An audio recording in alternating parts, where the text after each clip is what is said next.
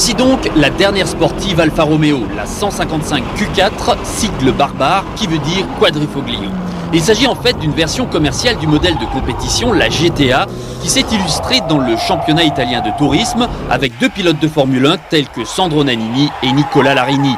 Un monstre de 400 chevaux qu'on devrait voir chez nous en supertourisme dès l'an prochain, ce qui réservera, c'est sûr, du grand spectacle.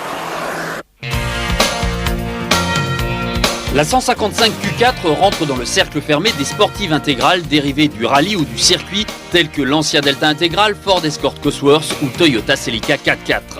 Quelques signes particuliers distinguent la Q4 des autres 155. La couleur d'abord, un rouge vif comme on les aime, à l'italienne, des pare-chocs couleur carrosserie, des mini-jupes latérales et des jantes alliage spécifiques à 10 trous. Quant au spoiler arrière, il renforce l'impression mastodonte de la 155. Intérieur presque identique à quelques détails près, un volant cuir 3 branches, des sièges sport plus enveloppants et un nouveau tissu. L'ABS est de série mais la climatisation et les réglages suspension sport et auto sont en option. Le moteur est ni plus ni moins celui de la Lancia Delta Integral sur lequel on a rajouté une culasse siglée Alpha.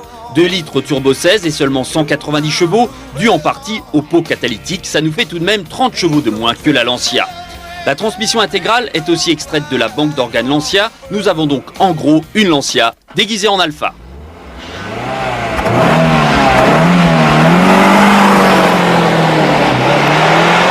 Cette perte de puissance, elle se fait évidemment sentir notamment dans les accélérations et les reprises.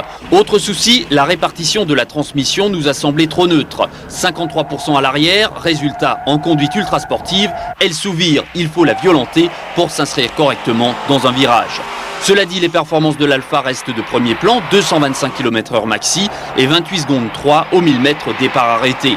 Le gros avantage de cette Alpha, c'est son prix, 185 000 francs, soit 50 000 de moins que la Lancia ou la Ford. L'économie est plus qu'appréciable.